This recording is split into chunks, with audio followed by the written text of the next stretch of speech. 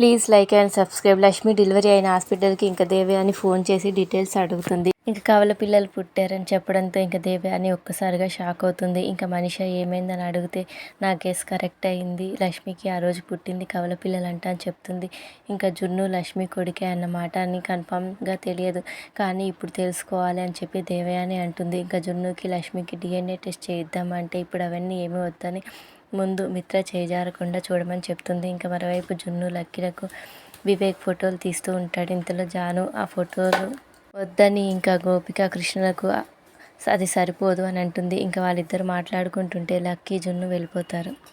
Lucky ఇంకా మీ mummy ready చేయలేదా అని అంటే జున్ను ఎందుకు అడుగుతున్నావు అని అంటే ఇంకా లక్కీ ఏం లేదు, నువ్వు లోపలికి రాకముందు శ్యామ ఆంటీ నీకు మేకప్ కరెక్షన్ చేశారని చెప్పింది. నా మేకప్ కరెక్షన్ చేసింది కూడా శ్యామ ఆంటీనే లక్కీ అంటుంది. ఇంకా జున్ను లక్కీ నీకు సీక్రెట్ చెప్పనా, లక్కీ శ్యామ ఆంటీ మా మమ్మీ వేరు కాదు, ఇద్దరు ఒక్కరే అని చెప్పి జున్ను అంటాడు.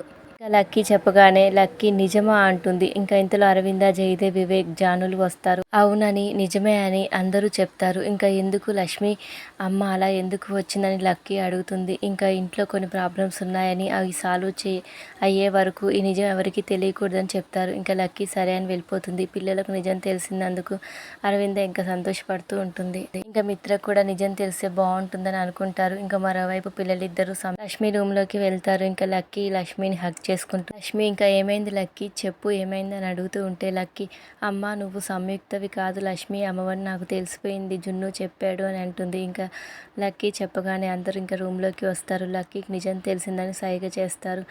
ఇంకా లక్కీ తెలిసిందని ఇంకా లక్ష్మి ఫీల్ అవుతూ ఉంటుంది. ఇంకా లక్కీకి ఇంకా లక్ష్మి సారీ చెప్తుంది. తర్వాత పిల్లలు వెళ్ళిపోతారు. ఇంకా అరవింద నువ్వు లక్ష్మి అన్న నిజం మిత్రకు చెప్పాలని అంటుంది. ఎలా చెప్పగలను, ఇంకొన్నాళ్ళు ఇలాగే ఉండాలి అని అంటుంది.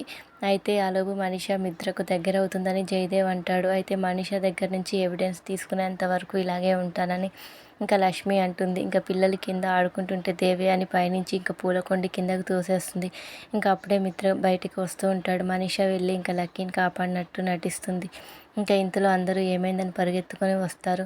ఏమైందని అడిగితే కుండి మీద పడుతుంటే ఇంకా లక్కీని మనిష కాపాడిందని చెప్పి మిత్ర అంటాడు. దేవయాని ఆ పూలకుండి నీ మీద పడి ఉంటే అని అంటే ఇంకా మనిష నేను అంత దూరం ఆలోచించలేదు అంటే నా కళ్ళ ముందు లక్కీ మాత్రమే కనిపించింది, ఎలాగైనా లక్కీని కాపాడాలనుకున్నాను అని చెప్పి అంటే ఇంకా దేవయాని ఎంత పిచ్చిదానివి నువ్వు, మిత్ర మీద లక్కీ మీద ఇంత పిచ్చి ప్రేమ నీకు అని చెప్పి దేవయాని అంటుంది. జరగరానిది జరిగి ఉంటే ఎవరి దిష్టి తగిలిందో అంటుంది దేవయాని. ఇంకా ఎవరిని అంటున్నావు నువ్వు అంటూ జయదేవ్ వివేక్ అడుగుతారు. ఇంతలో ఇంకా మిత్ర నేను మనీషాని పెళ్లి చేసుకోవాలనుకుంటున్నాను అంటాడు. ఇంకా ఆ మాట విని ఇంట్లో వాళ్ళందరూ ఒక్కసారిగా షాక్ అవుతారు.